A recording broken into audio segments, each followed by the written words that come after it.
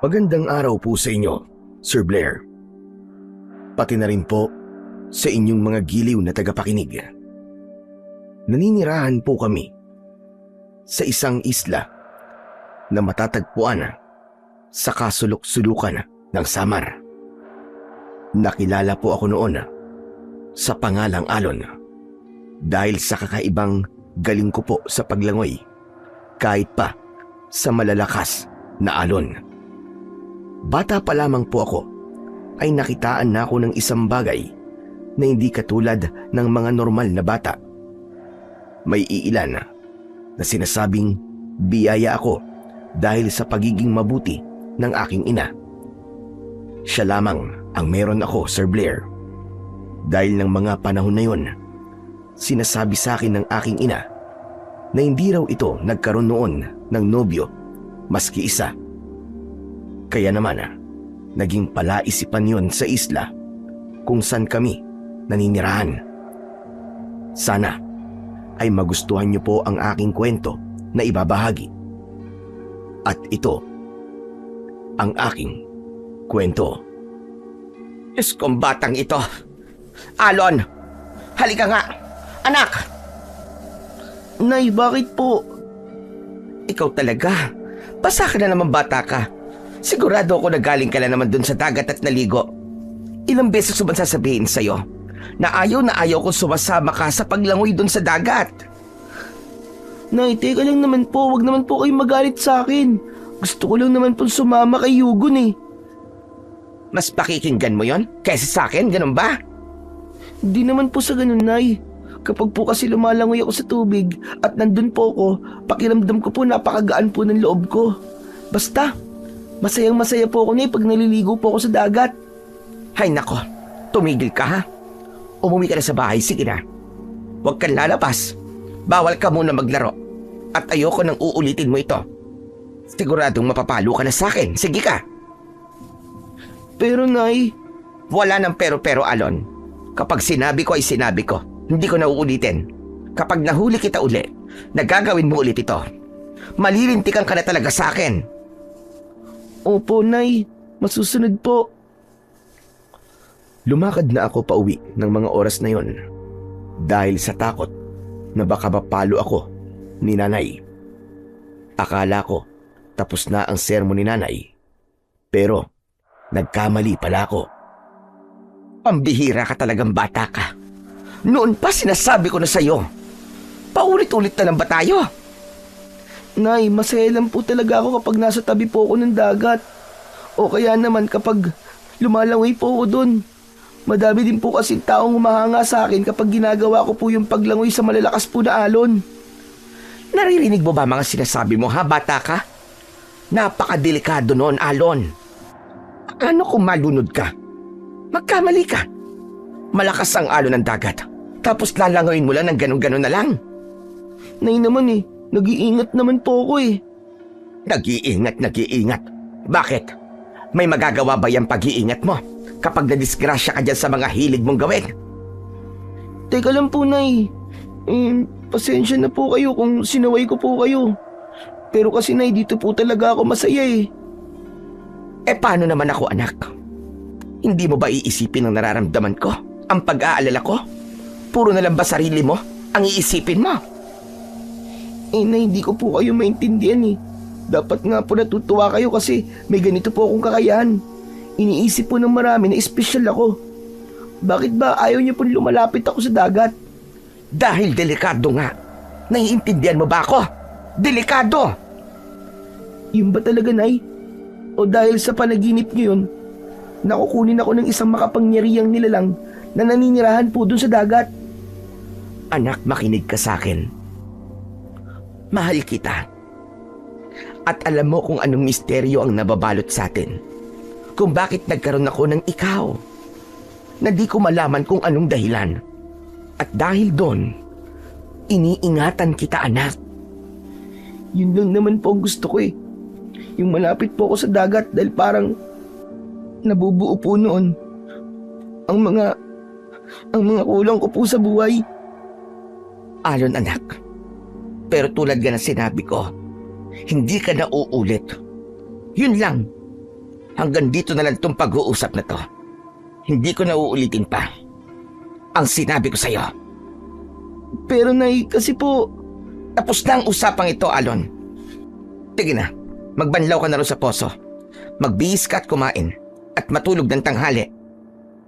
Napakamot na lamang ako ng ulo ng mga oras na yon. Pero sinunod ko pa rin ang sinabi ni nanay. Nagbanlaw ako sa poso na mangiyak-ngiyak dahil alam ko sa sarili ko na kailanman ay hindi ako mananalo kay nanay at siya pa rin ang masusunod sa aming dalawa. Matapos akong magbanlaw ay naglakad na ako pabalik sa bahay. Matulog ka na ha. Tulad ng sinabi ko sa'yo, Alon. Ayoko nang mauulit pa yon. Malilintikan ka talaga sa akin.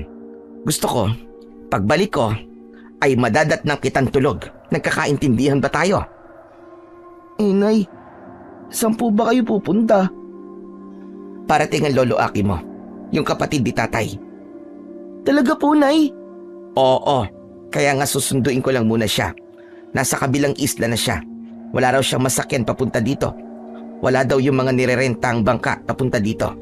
Masyado raw kasing maalon. Kanina niyo naman po lalaman, Nay?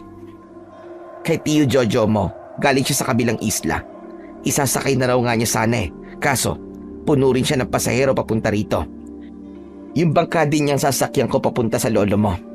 Ako na ang rerenta ng bangka para masundo ang lolo Aki mo.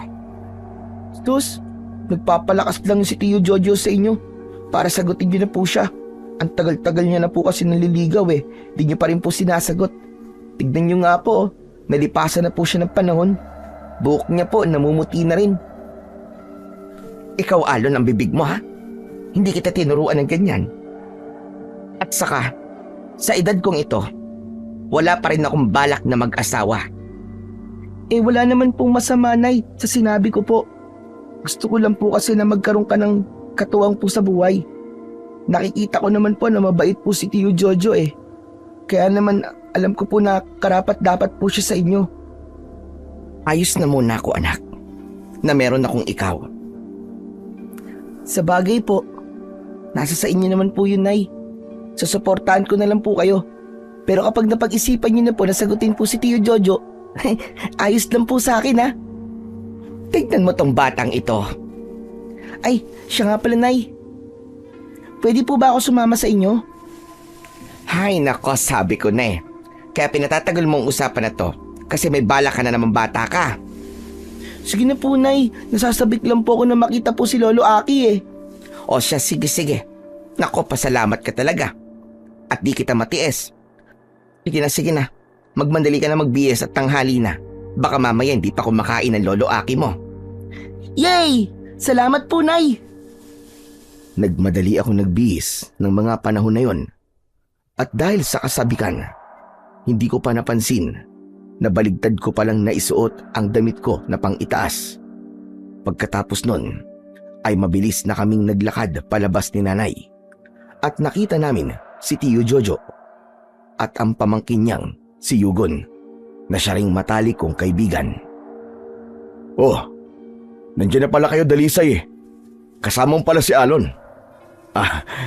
Kumusta ka na, Alon? Ayos lang po ako, Tio Jojo. Sasama ka rin ba, Alon? Oo naman, syempre. Kaya nga nandito ako, di ba? Grabe ka naman. Sungit-sungit naman ito. Nagtatanong lang naman ako eh. Ikaw naman kasi napaka-obvious ng tanong mo eh. Kaya nga kasama ako ni nanay eh. Ay nako, talaga tong magkaibigan na to. Sige na, tara na. Baka abutan pa tayo ng ulan eh. Pakiramdam ko di maganda ang panahon dahil madilim ang langit. Sige. Tara na. Sabik din kasi si Alon na makita ang kapatid ng yumao kong tatay.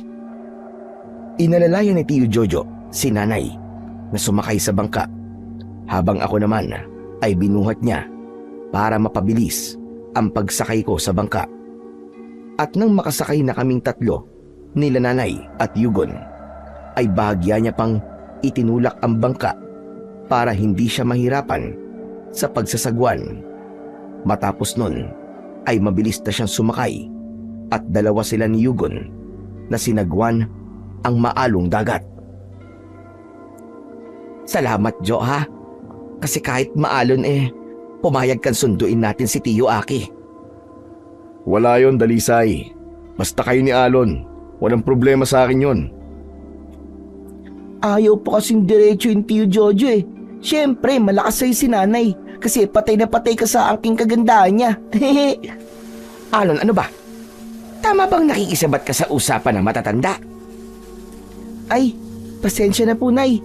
Nadala lang po. Pagpasensyaan mo ng anak ko, Jojo, ha? Makulit talaga itong batang to Naku, Dalisay, wala yon. Nakakatuwa nga Dahil alam ng bata na iniibig kita. Dapat pala, Alon, hindi na lang tayo sumama. Hinayaan na lang sana natin si Tiyo Jojo at Aling Dalisay na mag-usap. At malaya silang makapag-date sa laot. Yugon, tumahimik ka ha. Tiyo, sorry na. Nadala lang po. Nagngitian kami ng kaibigan ko ng mga oras na yon. Dahil pareho din namin gusto noon na magkatuluyan si nanay at si Tiyo Jojo. Tingnan mo si Aling Dalisay at si Tiyo ko. Bagay sila, no? Huwag kang maingay, Yugon. Darating din yung oras na magkakatuluyan din sila. Hoy, kayong dalawa. Anong pinagbubulong-bulungan nyo dyan, ha? Ha? Wala po, Nay. Maganda po kasi yung tanawin Pero medyo maalon lang po. Oo nga pala, Dalisay. Nakarating na ba sa inyo? Ang alin, Jojo? Malamang hindi pa. Dahil nagtanong ka ng ganyan. Ang alin nga yun? May natagpo ang bangkay sa dalampasigan. 2 beses nang nangyayari yun Si Kapitan Marcel naman kumikilos na rin. Ano ka mo? Totoo ba yan? Oo, Dalisay. Ang sabi pa ni Kapitan lahat daw ng nakitang bangkay mga bangkero na naghahatid ng pasahero. Diyos ko, ano ba yan? Nakakatakot naman ang balita mong yan, Jojo. Tama ka, Dalisay. Ang kakaiba pa, wala na silang lamang loob. May mga nakita rin silang kalmot sa katawan. At isa lang ang nasisigurado nila, Kapitan. Hindi raw mababangis na pating o anumang hayop dagat ang makakagawa nun. Naku, Jojo. Dapat pala mag-ingat na din tayo. Lalo na bangkero ka rin. Dapat, huwag nang tatanggap ng pasahero kapag gabi na. Oo naman. Mula nang mapabalita yung bangkay na yon, tumigil na din ako sa pagtanggap ng pasahero sa gabi. Mahirap na. Baka di pa kita napapasagot mapabalita na rin akong wakwakan tiyan at wala nang lamang loob. Ikaw talaga. Naisingit mo pa talaga yan. Ikaw naman po kasi Mula nung 6 na taon pa lang po ako nililigawan ka na po ni Tiyo Jojo. Ilang taon na po 6 na taon na siya nanliligaw sa inyo. Pero di mo pa din siya sinasagot. Biglang hinawakan ni nanay ang bibig ko na para bang humahawak lamang siya ng bagay. Dahilan kung bakit ako napatahimik. Kasabay nun ang pagpilit niyang pagngiti at panlalaki ng mga mata niya sa akin. Alam ko ang ibig sabihin nun. Kaya nang inalis na niya ang pagkakahawak sa bibig ko, ay humarap na lamang ako sa kaibigan kong si Yugon at hindi na pinakinggan ang pinag-uusapan ni nanay at Tiyo Jojo. Yan kasi. Lagi ka sumasabay Hindi ka naman kasama sa pag-uusap nila. Tumigil ka nga. Itulak kita dyan Grabe ka naman. Napakapikon mo talaga. Ay, siya nga pala. Gusto mo ba sumama bukas? Mangisda tayo. Sigurado makakarami ka. Napakagaling mong sumisid at lumangoy Yun nga lang, di na ako pinapayagan ni nanay Pinagbawalan niya na ako. Sa totoo lang, matagal niya na nga akong pinagbabawalan pero sinusuway ko lang. Sayang naman nun. Di bale, sa susunod na lang. Palalamigin ko na lang muna ang ulo ni nanay. Ano ka mo? Susuway ka na naman. Naku, tepok ka. Lagot ka na naman kay Aling Dalisay kapag nalaman niya yan. Huwag ka na nga munang maingay. Tsaka na natin pag-usapan pag tayong dalawa na lang. O sige, sabi mo Alon, ayos ka lang ba? Komportable ka ba sa inuupuan mo? Opo, Tiyo Jojo. Salamat po. Kapit lang kayo na maayos ha. Medyo malakas yung alon. Pero kaya naman. Malapit na rin tayo. Natatanaw ko na yung kabilang isla eh. Aba, oo nga no. Hindi ko napansin. Napakabilis pala nating makarating. Maganda nga yun, Tiyo eh. Nagugutom na din po kasi ako. Kasalanan mo yan, Yugon. Imbis kasi na kumain, sige ka sa tampisaw sa dagat kahit na alam mo maalon. Eh paano? Si Alon po kasi. Yaya po nagyaya sa akin. Ha? Ba't ako? Ikaw nga din yung pumupunta sa bahay tapos yayayain mo akong mangisda eh. At nagtuturoan pa kayo ngayon. Pareho naman kayong pasaway na mga bata kayo. Hayaan mo na. Mga bata pa naman sila eh. Oh, ayun na pala. Sandali lang, ako na muna ang bababa. Hilahin ko yung bangka para hindi na kayo mabasa. Salamat, Jo. Ninitian lang ni Tio Jojo si nanay ng mga oras na yon at bumaba na ito. Hinila ang bangka. Nauna niya akong binuhat para ibaba. Sunod nun, inalalayan niya si nanay para bumaba. Habang ang kaibigan ko naman ay hinayaan niya lamang ng mga panahon na yon na bumaba sa sarili niyang diskarte. Dahilan kung bakit ito napasubsob sa tubig. Ano ba yan, Yugon? Kaliligo mo lang, tumalong ka na naman sa tubig. Hindi naman ako tumalon eh. Nasubsob ako. Si Aling Dalisay nalalayan mo tapos si Alon binuwat mo. Tapos ako'y nayaan mo lang. Hindi halatang may paborito ka. Pasensya ka na. Akala ko kasi kayang-kaya mo na eh. Tara na, Yugon. Kaninang dilim ng langit. Ngayon ang sakit na sa balat ng sikat ng araw, ang init. Eto na nga, sandali lang. Gusto mo pa yata buhating ka pa ni Tio Jojo eh. Aba, sa laki ng katawan mo, baka mamaya mapilayan pa siya. Grabe ka naman sa akin, Alon. At least malusog ako. Ikaw patpatin. Ayan na naman kayong dalawa. Nag-aaway na naman kayo. Tinawanan ko na lamang ang kaibigan ko ng mga oras na yon. Naglakad kami ng kaunti at nakita namin sa hintayan ng pasahero si Lolo Aki na may hawak na dyaryo at nag-iisa. Lolo Aki! Lolo! Dahan-dahan lang, Alon, at baka mamaya'y madapa ka. Nay! Ayun na po si Lolo. Nasasabik na po talaga ako eh. Ikaw naman na bata ka. Hindi naman lilipad palayo ang lolo mo, kaya wag ka muna masyadong sabik. Makakalapit din tayo sa kanya. Basta Nay, gusto ko na po siyang mayakap. Mauuna na po ako. At ng mga oras na yon ay mabilis na akong tumakbo. At nang makalapit na ako kay Lolo, ay dahan-dahan akong gumapang at lumusot sa ilalim ng dyaryo. Bulaga! Lolo Aki, kumusta na po kayo? Sus, ginoo ko! Dahil sa gulat ni Lolo Aki, ay napalo niya ako sa noo ng kanyang kamay. Aray ko naman, Lo. Ba't ikaw nga ba yan, Alon? Siyempre naman po, Lo, ang nag-iisa niyo pong gwapong apo. Aray ko, ang sakit po dun ah. Abay, bakit ka naman kasi nang gaganon? Magugulatin ako. Gusto ko lang po kayong masurpresa eh. Pero, grabe pala yung kapalit. Para yatang nagkaroon pa ako ng bukol ah. Ano ba nangyari, Tiyo? At bigla kayo sumigaw? Abay, ang batang pasaway na ito. Ginulat ba naman ako? Hay nako, pagpasensyaan nyo na po, Tiyo.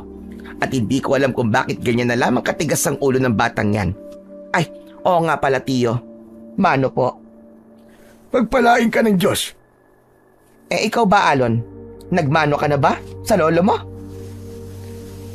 Aling Dalisay, sa tingin ko po, di mo na kailangan tanungin. Pulang-pula na po yung noo, tignan nyo. Nakatikim kasi sa akin yan ng pagmanong siguradong hindi niya malilimutan. Aray ko, ang sakit nun, Lo.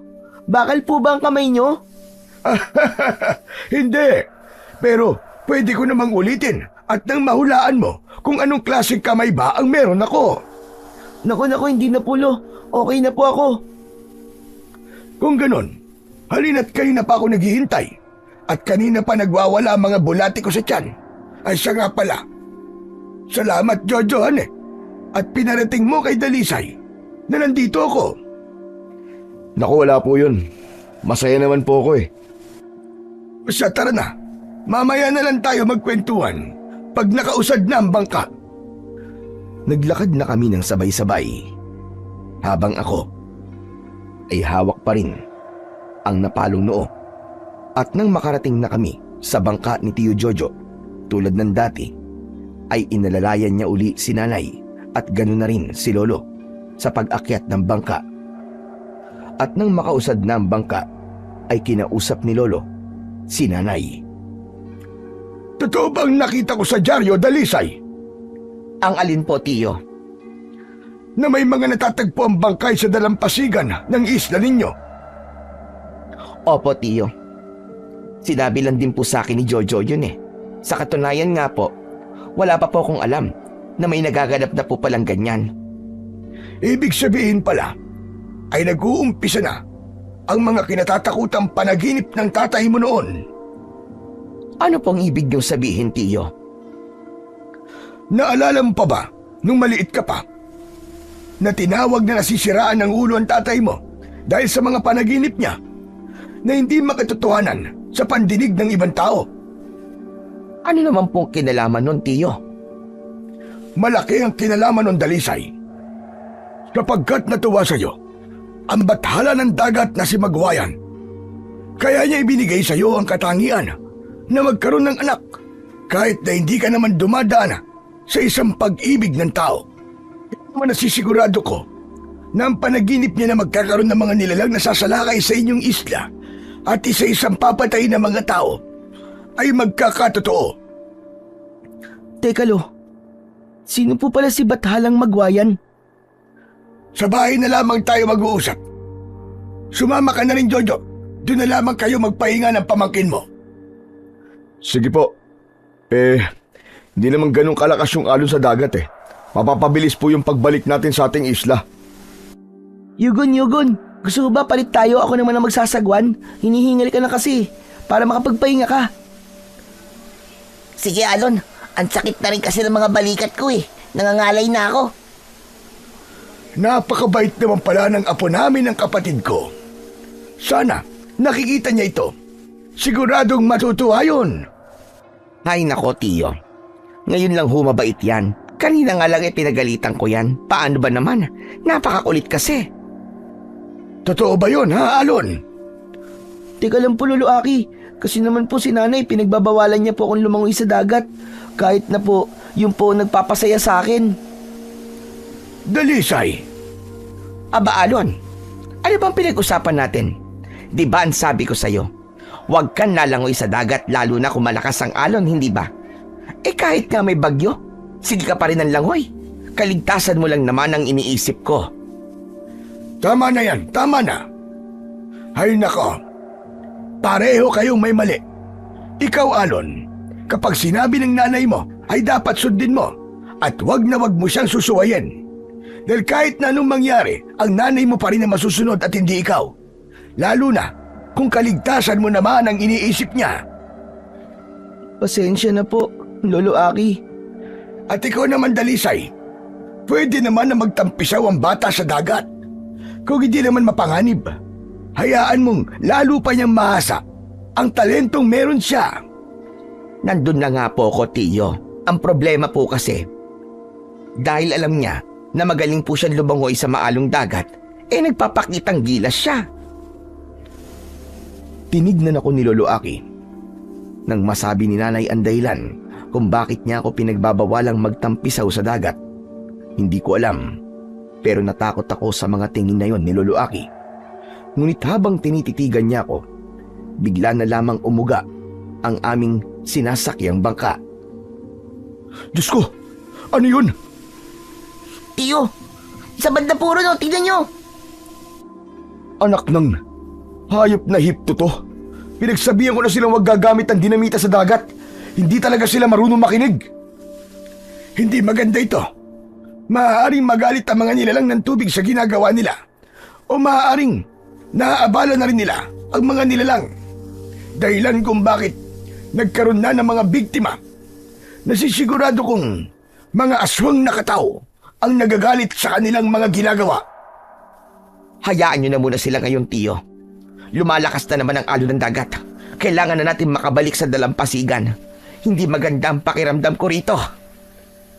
Sige, Yugon, kunin mo na kay Alon ng sagwan. Ikaw na muna ang gumawa at magmadali na tayo. Opo, Tiyo. Ibinalik ko kay Yugon ang sagwan na hawak ko. Ngunit habang patuloy na nagtatapon ng dinamita sa dagat, sinamang Hipto, ay mas lalo pang lumalakas ang alon sa tubig. Dahilan kung bakit lalong umuga ang bangka na aming sinasakyan. Diyos ko! Nagalit na nga sila. Kailangan na talaga natin makaalis sa tubig at baka lumubog pa ang bangka.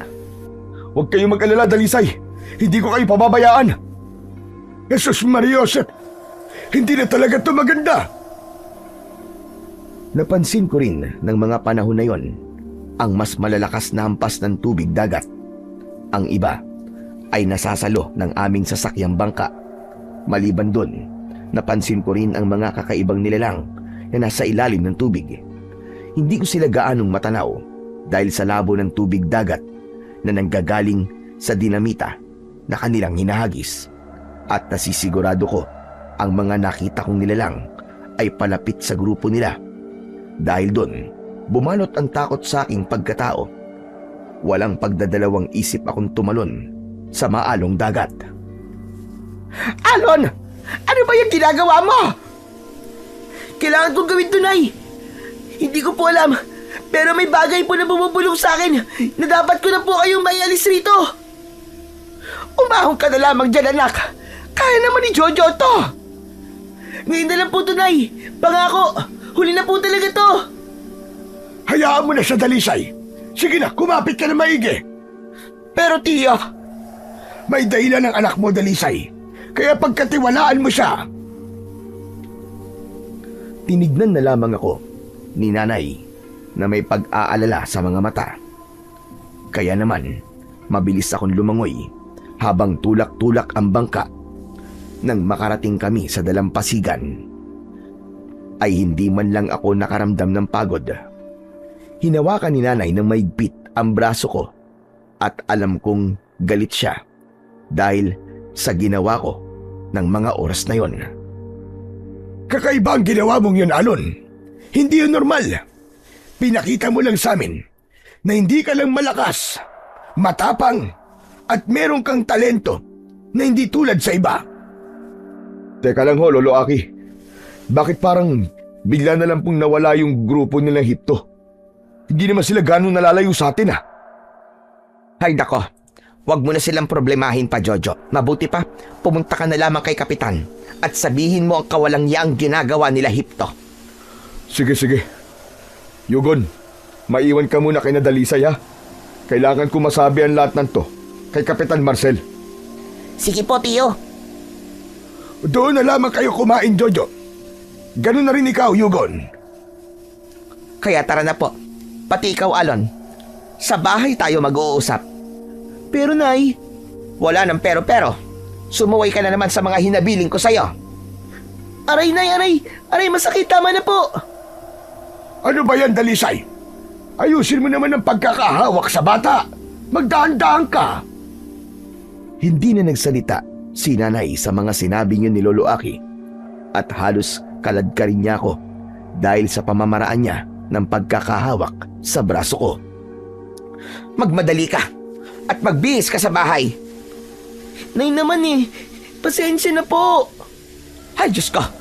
Puro ka na lamang pasensya, pasensya, pasensya. Wala nang pagbabago. Bilisan mo at magbihis ka. Tapos dumapa ka rito sa mahabang upuan. Nay, pasensya na nga po.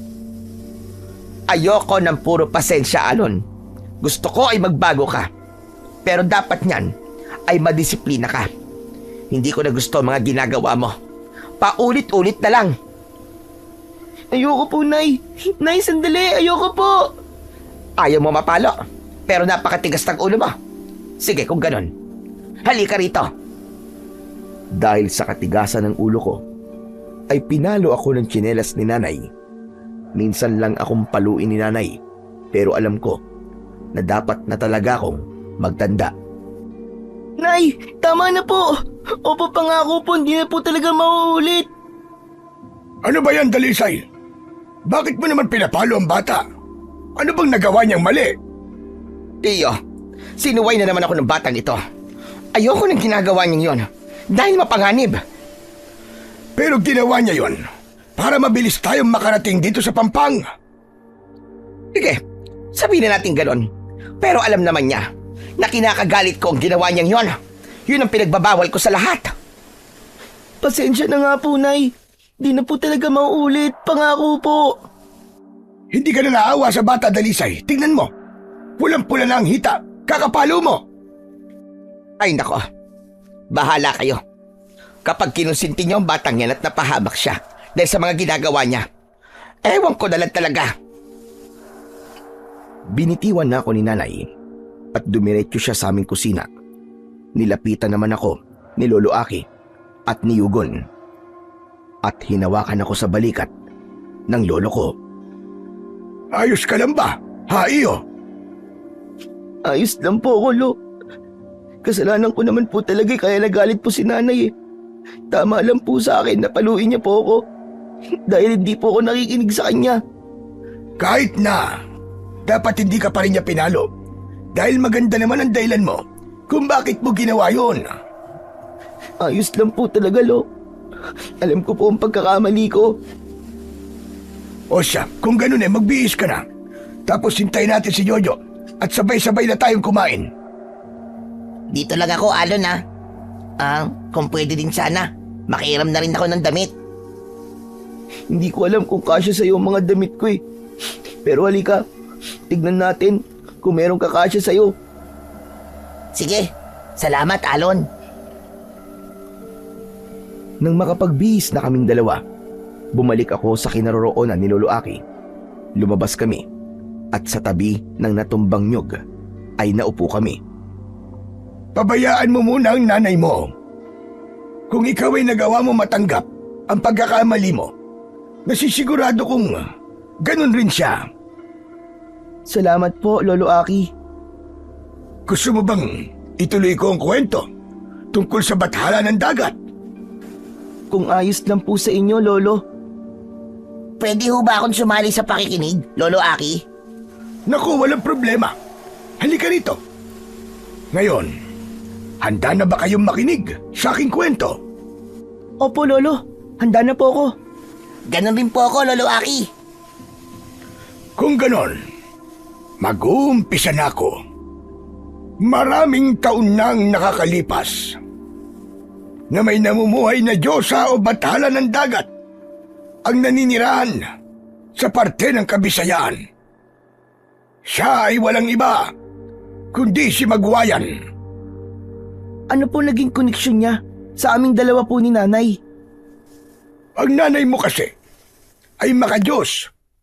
Mula pa nung siya ay bata pa lamang, lumaki siya na may paniniwala, mapagpatawad, at palaging nagpapasalamat kahit sa maliliit na bagay lang ang dumarating sa kanyang buhay. Hanggang isang gabi, magkakasama kaming natutulog. Nagising na lamang kami dahil sa ingay na nililikha ng iyong Lolo Fred, ang tatay ng iyong ina. Ayon sa kanya, ay napanaginipan niya ang iyong ina. Magkakaanak raw ito, at galing daw ito sa dugo ng isang diyosa o bathala ng karagatan. Dahil daw natuwa ito dahil sa busilak na puso ng iyong ina. Teka, Lolo Aki. Ano pong ibig niyo sabihin na galing po sa dugo? Ang ibig ko lamang sabihin na po, kahit na walang nobyo ang nanay mo, pagtungtong ng edad niyang 25, ay isisilang niya ang isang sanggol na hindi katulad ng mga normal na tao. Kung ang gusto mo naman malaman kung ano ang itsura ni Magwayan, pasensya ka na po. Ang nalalaman ko lamang ay ang sinabi sa akin ni Fred na isang marilag daw si Magwayan. Maganda at mahinahon. Ang kanyang kasuotan naman raw ay asul na may halong pilak na dumudugtong sa tubig ng dagat. May hawak raw itong malaking sagwana Yun ang sabi sa kwento ng iyong yumaong Lolo Fred. Ang ibig niyo po bang sabihin, pinanganak po talaga ako ni nanay na ganito? At totoo po na wala po akong tatay? Oo, Apo. Kaya mula noon, pinaniniwala ang anak ka ng bathalang si Magwayan at ginamit lamang ang iyong ina para mailikha ka sa mundong ibabaw. Pero para sa amin, isa kang biyaya, anak. Kaya po ba, ayaw ako papuntahin ni nanay sa dagat at hayaang maligo dahil po doon? Natatakot kasi siya, Apo, na baka kunin ka sa kanya ni Magwayan. Pero sigurado naman ako na hindi gagawin yun ng bathala o Diyosa ng karagatan dahil ibinigay ka nga niya sa amin.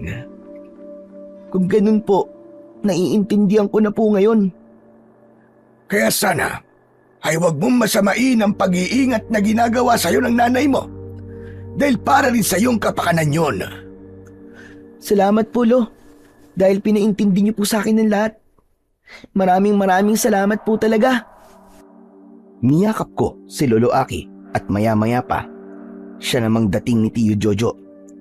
Halata sa kanya ang pagkabalisa. Tiyo Jojo, ano po nangyari? Ba't parang alalang-alala po ang itsura niyo? May nangyari po ba? Masamang balita, Alon. Mang Aki, napakasamang balita po. Bakit? Ano ba nangyari? Yung bangka po na grupo po nila Hipto, natagpo ang wasak. Pagdating ko kasi sa barangay, agad kumilos si Kapitan. Naglakad-lakad kami. Doon nakita ng mga tanod ang sinasakyang bangka nila Hipto. Wasak at wala nang ibang parte nito. Isang masamang balita nga yan, Jojo. Mga grupo ng mangingisda, kumusta sila? Yun nga po, Mang Aki. Yung bangka nakita na, pero sila Hipto hindi pa. Diyos ko, ito na talaga ang pinakakinatatakutan ko. Totoo ngang kumikilos na ang mga aswang nakataw. Hindi ito maganda. Lolo Aki, ang katauho ba kalahating isda, kalahating tao? Tama ka po. Katulad sila ng mga magindara. Ang pinagkaiba lang, ang mga kataw ay madalang manakit ng tao. Tagabantay sila ng dagat. Umaatake sila kahit na sa araw, lalo na kung pinipirwisyo ng mga tao ang karagatan. Hala, may nakita po ako kanina habang patuloy po na nagtatapon po ng dinamita si Namang Hipto. May mga nilalang po sa ilalim ng tubig na mabilis po na lumalangoy papalapit po sa bangka nila. Yung po ang dahilan ko kung bakit po ako tumalon sa tubig para lumangoy po at itulak po ang bangka natin. Hindi maaari ito. Nangyayari na ang nasa panaginip ng aking kapatid. Mang Aki, ayos lang po ba kayo? Hindi, Jojo. Sa nalaman kong ito, pati ang mga magbabangka at mangingisda ay parurusahan ng mga aswang nakataw. Hindi lamang yon, siguradong papatayin sila sapagkat ayon kay Fred, sa darating na panahon, dahil sa pagiging malupit ng mga tao sa kalikasan, ay magkukulay dugo ang dagat, mapupuno ng patay, nalulutang sa tubig. Kailangan matigil ito bago pa man tuluyang magasik ng lagim ang mga aswang nakataw. Napahawak si Lolo Aki sa kanyang dibdib. Kaya naman natakot ako at binitbit namin siya sa loob ng bahay. Kinuhanan ko siya ng tubig na maiinom.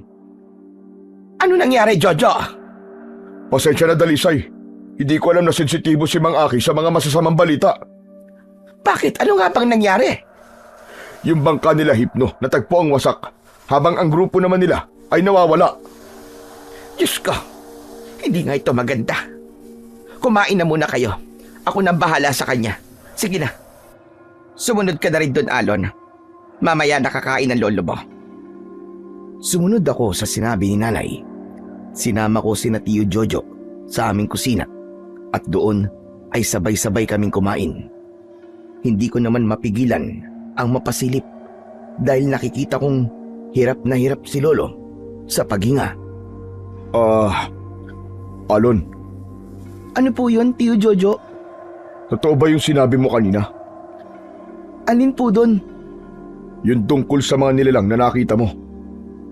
Naku, Tio Jojo, totoo po yun. Hindi po ako magkakamali. Kalahating isda at kalahating tao po ang nakita ko. Kulay berde po ang buntot at kulay puti naman po ang mga buhok. Kailangan na talaga mapigilan ang paninira ng mga tao sa karagatan. Natatakot ako para sa kaligtasan natin lahat. Sa sinabi mo, Tio, natakot na tuloy ako pumunta sa tabing dagat eh. Nakakakilabot talaga. Iniisip ko pa lang ang itsura nila. Baka hindi na ako makagalaw. Dapat lang, Yugon. At wag na wag mo nang susubukang maggala pa sa tabing dagat o kahit magtampisaw man lang dahil delikado na talaga. Opo, Tio.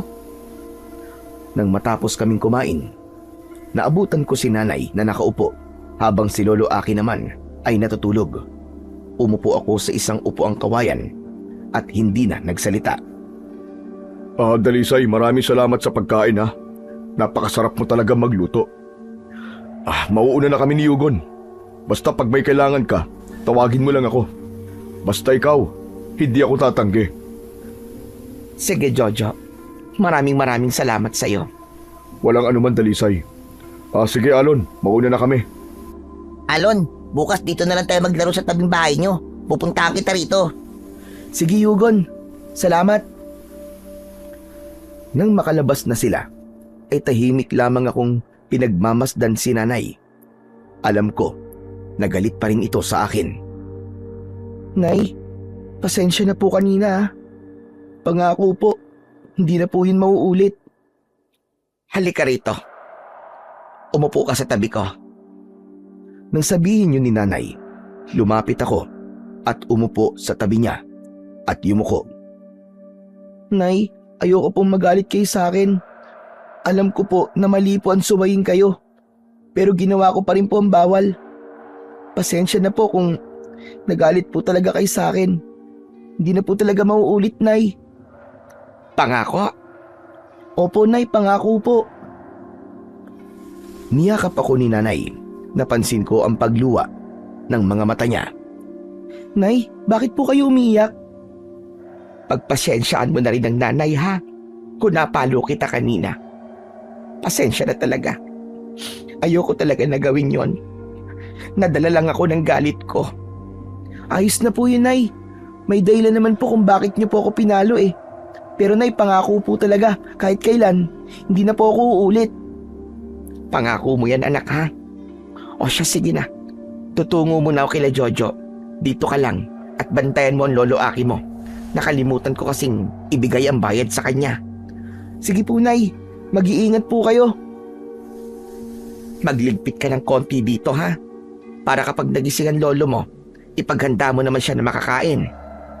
Sige po, Nay. Nang lumabas na si nanay, nagtungo naman ako sa kusina para hugasan ang aming pinagkainan. Nagwalis na rin ako sa loob ng bahay.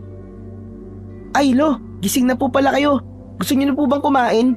Sabihin niyo lang po at ipag-aasikaso ko po kayo na makakain niyo. Wag na muna, Apo. Nalipasan na ako ng gutom at baka sumakit lang ang sikmura ko. Ano pong gusto niyo? Tubig na lamang, Apo.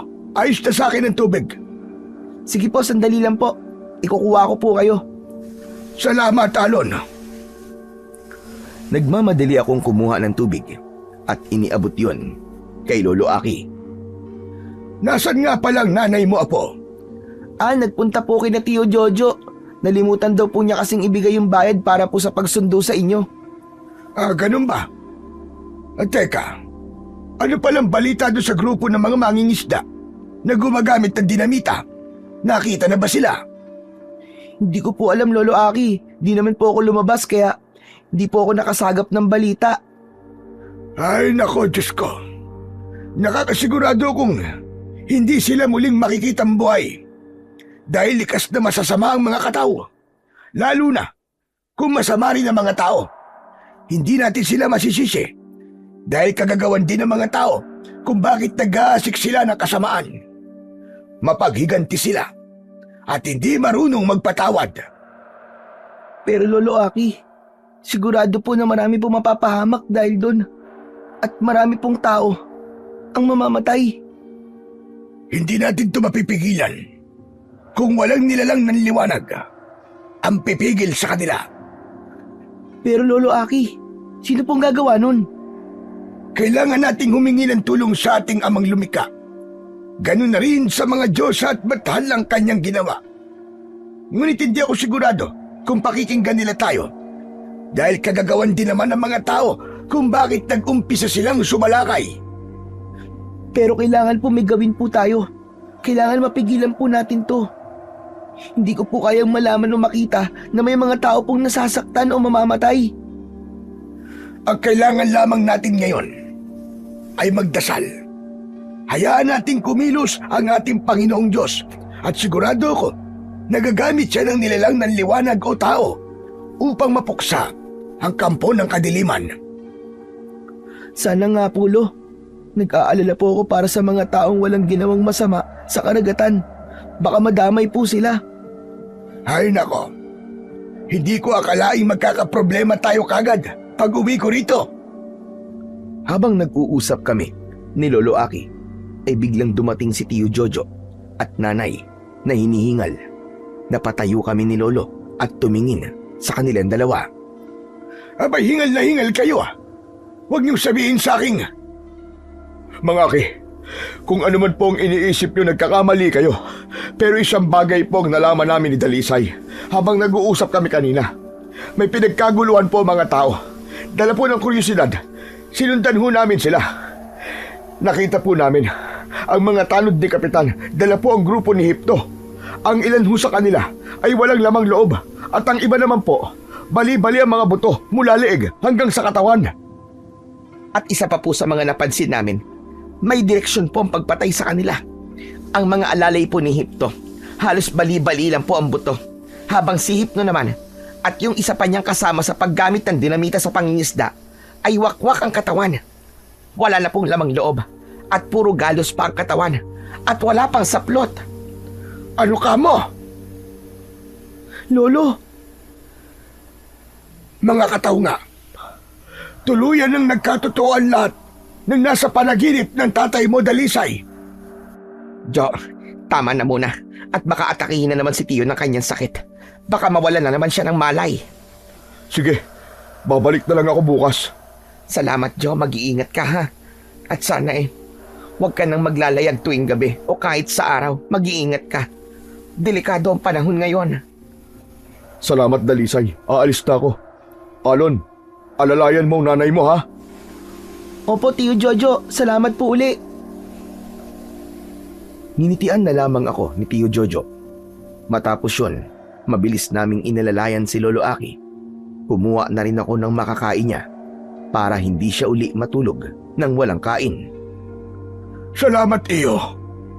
Ay nako, hindi ko na kinakaya ang mga nangyayaring ito. Huminahon lang po muna kayo, Lo. Susumpungin po kayo kapag pinagpatuloy niyo po yan. Tio, tama po si Alon. Main na po kayo at ipahinga niyo po muna yan. Papadilim na rin po. Magpapahinga na rin kami ni Alon mamaya. May bakante pong kwarto sa tabi ng aming silid. Nakahanda na rin po ang lahat doon. Pwede po kayo doon. Mabuti pa nga. Maraming salamat, iya. Pagod din kasi ako sa biyahe, kaya siguro ganito. Di naman natagalan. Natapos din agad si Lolo Aki sa pagkain ng mga oras na yon. Sabay namin siyang inalalayan ni Nanay. At nang makita na namin siyang nakahiga, ay agad na rin kaming pumasok sa aming tulugan. Nakasanayan ko na. Sa tuwing bago matulog o paggising, ay nagdarasal ako. Yung kasi ang turo sa akin ni Nanay, ang magpasalamat sa buong araw at humingi ng tawad sa mga nagawang kasalanan. Sa paggising naman ay magpapasalamat kami sa bagong panimula. Nay, gising pa po ba kayo? Matulog ka na dyan, Alon. Masakit ang ulo ko, anak. Nay, hindi po ako makatulog eh. Pilitin mo na lang. Pinipilit ko naman po eh.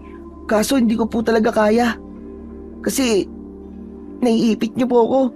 Ay, ano ba yan? Pasensya na. O ayan, umurong na ako.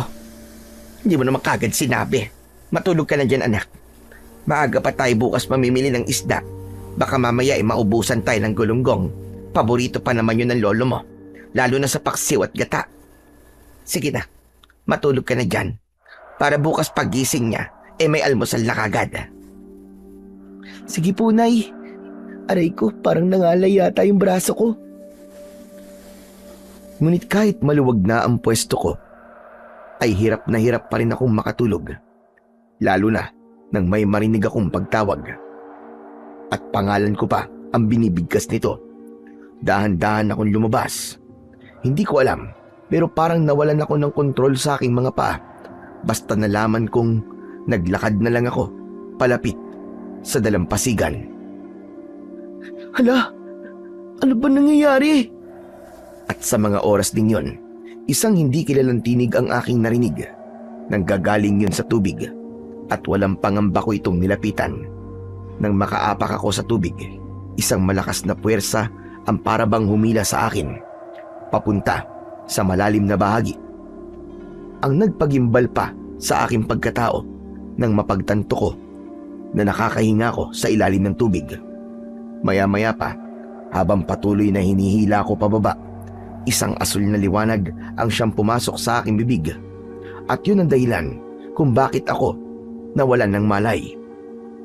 Diyos ko, Alon anak, gumising ka na, nakikiusap ako. Gumising ka na anak. Sandali lang, Dalisay. Huwag mong istasin ang sarili mo. Gigising rin naman siya mamaya eh. Nay, Anak, Diyos ko, gising ka na rin sa wakas. Akala ko kung napano ka na. Tama bang narinig ko? Gising na ang apo ko. Opo, Tiyo. Gising na nga po si Alon. teka, ano po bang nangyari? Wala kang maalala, anak. Hindi mo ba alam na 3 araw ka nang walang malay? Natagpuan ka namin ni Jojo doon sa dalampasigan. Basang-basa. Ano ba nangyari? Bakit ka napadpad doon? Ha? 3 araw po akong walang malay? Ano pong pinagsasasabi niyo, Nay? Di ba sabi niyo po, maaga po ako magising dahil mamimili pa po tayo ng isda? Kagabi lang po yun, di ba? Hindi, anak. Oo nga, sinabi ko yun. Pero 3 gabi na ang nakakaraan. Diyos ko, ano ba talagang nangyari sa iyo? Wala po akong maalala, Nay eh. Yun lang po ang alam ko. Pagkatapos niyo pong sabihin sa akin yun, wala na po akong maalala. Hanggang dun lang po talagang naalala ko eh. Alalahanin mo, Alon. Dahil 3 gabi kaming nag-aalala sa'yo. Nakita ka namin na walang malay. Pero wala po talaga akong maalala, Tiyo. Pangako po, wala po talaga. Mukhang alam ko na ang nangyayaring ito. Wala ako sa posisyon para pangunahan ito. Sa palagay ko, ikaw na nga talaga ang hinirang para iligtas sa mga tao sa ating isla. Ipinanganak ka upang magsilbing isang malakas na tao na pipigil sa mga aswang nakataw na itinakdang manggugulo sa islang ito. Ano ho bang pinagsasasabi niyo? Nakikita niyo naman po ang lagay ng anak ko, di ba? Bakit ganyan pa po ang mga sinasabi niyo, Tiyo? Dahil totoo ang mga sinasabi ko sa iyo, Dalisay. Dahil kung titignan, ay hindi lamang yon nagkataon. Dahil siya ang anak sa iyo ng bathalang magwayan. Masasabi nating isa rin siyang babae. Ngunit walang imposible sa mga bathala o Diyosa. Kaya naman, siya ang kukontra sa mga aswang nakataw. Aray, ang sakit po ng ulo ko, Lo. Tama na po muna yan. Huwag na po muna kayong magtalo ni Nanay. Dahil kung totoo man o hindi, ang mga sinasabi nyo, ay malugod ko pong tatanggapin ang kapalaran ko para sa kaligtasan po ng mga tao. Ay nako, tumigil ka, Alon, ha? Ang kailangan lang natin ay ang pagtutulungan na itigil na ang paninira nila sa karagatan.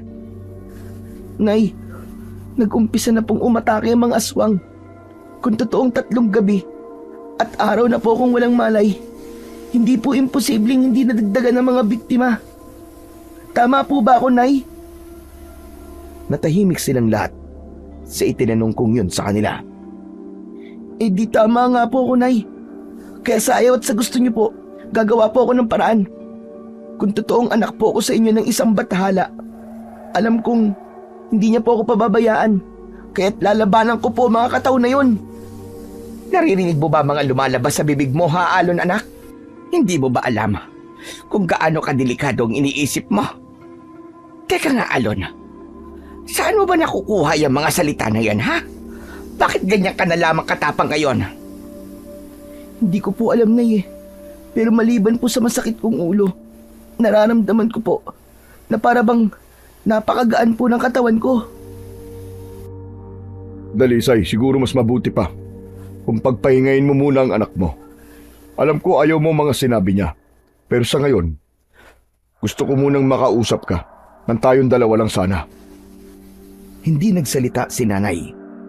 Tinignan lamang niya ako at sumama palabas kay Tiyo Jojo. Habang si Lolo at Yugo naman ay naiwan sa tabi ko. Ayos na ba ang pakiramdam mo ngayon, Alon? Ayos naman. Yung ulo ko lamang talaga napakasakit. Ano ba kasi talaga ang nangyari? Isa ka ring makulit, no? Ilang beses ko bang sasabihin? Hindi ko nga alam. Ay, pasensya naman. Nagtatanong lang naman ako Pero, sigurado ko na hindi ordinaryo ang mga nangyari sa'yo nang nakalipas na gabi. Pilitin mong alalahanin na po at baka sakaling makatulong sa atin. Pinipilit ko naman po, Lo, Pero wala talaga, napakahirap. Isip po ako ng isip, pero wala talaga akong naaalala. Ibig sabihin lang yan, wala ka talagang isip. Sira ulo. Ganito na nga ang sinasapit ko, nagbibiro ka pa ng ganyan. Para ka ding sintu-sintu, no? Pasensya naman. Gusto ko lang naman magpatawa Pero wala sa oras para magpatawa ka, Yugon. Oo nga pala, Alon Apo. Kung tinatanong mo, kung nadagdagan pa ang mga biktima, ang sagot ay oo. Napakaraming namatay. Maski hindi magbabangka o mangingisda, ay pinapatay na nila. Maski pa ang mga bata na tulad ninyo. Ito talaga yung hindi maganda, Lo. Hindi ko po alam. Pero ang lakas po ng loob ko para pigilan sila. Tipo pong gusto ko na po silang harapin sa mga oras na to. Nagagalit po ako sa mga ginagawa nila sa mga tao. Gusto ko na po silang pigilan ngayon pa lang. Hindi ko na po kayang malaman na may masasawi pa pong muli. Pero paano natin yung gagawin na po? Na maski ako ay nabablangko ang isipan. Takot rin ako. Pero wala tayong lakas para talunin ang mga aswang nakatao. Pero malakas po ang loob ko, Lo. Hindi ako pababayaan po ng batala. Lalo na po, ang Panginoong Diyos. Nasa sayo pa rin ang desisyon na po. Ituring man akong konsentidor, pero dahil alam kong may dahilan kung ba't mo gagawin to, wala akong gagawing dahilan para pigilan yon. Salamat po sa suporta, Lolo Aki. Tutulong ako sa iyo, Tol. Magiging backup mo ako. Hindi na kailangan, Yugon. Baka mamaya pag hinabol ka nila mauuna ka pang mahuli. Sa laki ba naman ng tiyan mo? Hindi malayo yun. Grabe ka naman sa akin. Makikita mo, pag ako namayat, mas magiging gwapo pa ako kaysa sa'yo. Kala mo Joke lang naman yun Ikaw siniseryoso mo masyado. Kapag ikaw nagbibiro, ayos lang. Pero pag ako, masyado mong siniseryoso. Lakas din ang trip mo no? Masyado ka kasing namimersonal. Ano ba yan? Tama na. Mamaya ibigyan ko kayo ng tig-iisang kaltok Hindi nyo na ako ginalang. Sa harap ko pa talaga kayo nag-aaway. Pasensya na po, Lo. Pasensya na po, Lolo Aki. Huwag nyo na lamang uulitin. Dahil magkaibigan kayo, dapat hindi kayo nag-aaway. Ganun lang po talaga kami maglambingan ni Alon, Lo. Kahit pa ba ang pag-aaway ay hindi ko nakikita bilang isang lambing. Dahil magiging dahilan yon para hindi maging mapayapa ang inyong mga isipan. Pasensya na po, Lo. May problema pa po ang isla, pero eto po kami. Nag-aaway pa. Ayos lang ang mag-away. Pero wag naman yung madalas. Alam ko naman na likas na yun sa magkaibigan o kahit sa pamilya pa. Pero hindi lang tungkol sa pagkain. Ang salitang kapag sobra ay nakakasama. Kaya yung pag-aaway ninyo, kapag nagpatuloy, yun ang pangit. Maraming salamat, Pulo. Pangako po, di na po kami mag-aaway ni Yugon. Di ba, Tol? Tama po si Alon, Lolo Aki. Magpapakabait na po kaming dalawa at hindi na po magiging pilyo. Yan, ganyan nga mga bata. Pagtapos kaming pagsabihan ni Lolo Aki, ay pumasok na ulit si Nanay at si Tio Jojo. Hindi tulad kanina, wala na ang pag-aalala sa mga mata ni Nanay. Anak, napag-usapan na namin ng Tio Jojo mo na tama ka. Dapat magtulungan tayo. Kaya dapat kumilos na tayo ngayon pa lang. Kakausapin ko si Kapitan na magsasama kami ng mga tao para pangaralan yung mga taong gumagamit ng dinamita o sumisira ng dagat. Tama, baka sakaling sa pamamaraan na yun, mawala na ang galit ng mga nilalang sa tubig. Hindi ko alam kung gagana pa ba ang plano nyong yan. Lalo na sa ngayon na nakatikim na ng dugo at laman ng tao ang mga katao. Pero wala ring masama kung susubukan natin. Tutulong po kaming magbayi-bayi, Nay. Pabayaan niyo rin po akong tumulong, Tiyo. Magkasama na lang po kami ni Alon. Aba, sigurado ba kayong dalawa? Baka gagawa lang kayo ng kabulastungan. Hindi po. Nangako na po ako kay Nanay na hindi na po mauulit ang mga ginagawa kong paglangoy po sa maalong dagat. O siya, pumapayag na ako. Para naman, mas mapadali tayo. Ganito ang gagawin natin. Sasamahan ko si Tio Aki.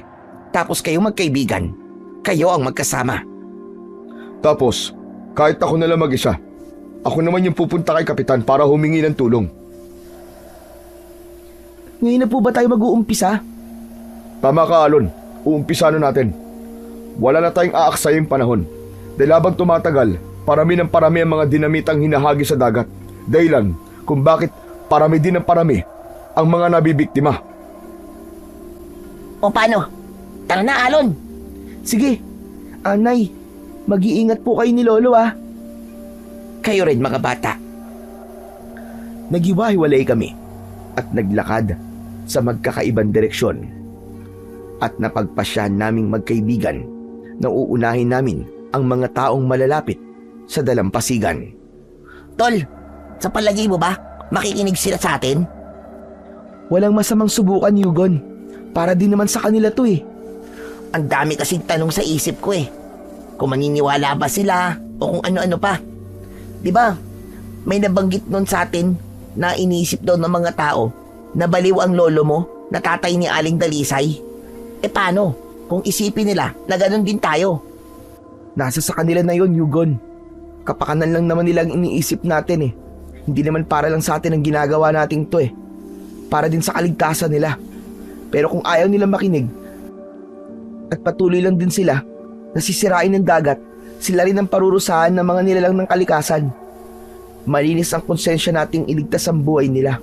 Pero kung mamasamain nila to, wala na tayong magagawa, Yugon. Oo, tama ka, Tol. Ano ba kasing pinag-aalala ko? Di bali naman na isipin nilang baliw tayo. Ang mahalaga naman, maraming buhay ang may sasalba natin, di ba? Tama ka. Yun na lang ang isipin mo, Yugon. Habang iniisa-isa namin ang mga tao, ilan sa kanila ang naniniwala na hindi basta-basta ang mga nilalang na pumapatay sa mga taong gumagamit ng dinamita. May ilan rin na nagsasalita pa lamang kami ay bigla na lamang tatalikod. Napakabastos talaga ng ibang tao dito sa isla natin. Ay nako, nakakapagod din pala yung ganito. Mapapagod lang tayo, Yugon, pero hindi tayo susuko. Hindi ko pababayaan ng mga tao dito dahil mahal ko sila. Lahat ng mga kaisla natin. Alam mo, Tol, dyan din ako bilib sa'yo eh. Matigas lang ulo natin. Pero nananatili pa rin ang pagiging mabuting tao natin. Wala namang kasing maidudulot na maganda kung matigas nga ang ulo natin. Magiging masamang tao pa tayo. Tama. Grabe, ang dami mo ng tama ah. Tapos ikaw, may tama ka. Grabe ka naman sa akin. Ang ganda na nga ng mga sinabi ko sa'yo kanina eh. Sasabihan mo pa ako ng ganyan? Ang tindi mo rin eh, no? Ay nako, nakakapagod. Pahinga muna tayo ng konti. Tapos, magpatuloy na lang tayo maya-maya. Ang sakit na ng paa ko. Nakalimutan ko kasi magsuot ng tsinelas eh. Sige, sige. Doon tayo umupo oh. Naglakad kami, palapit sa isang mataas na nyog. Umupo kami doon, hanggang sa nakaramdam ako ng uhaw. Tumingin ako sa taas ng puno ng nyog at nakita ko doon na marami itong bunga. Yugo no? Bakit tol? Akyatin mo yung puno ng nyog. Tignan mo. Nakakauhaw din kasi. Masarap yung sabaw niyan. Hala, bakit ako? Kita mo naman na ang laki-laki ng tiyan ko, di ba? Tapos, ako pa yung paakyatin mo dyan? Ano ba yan? Sige, ako na nga lang. Huwag kang hihingi ah.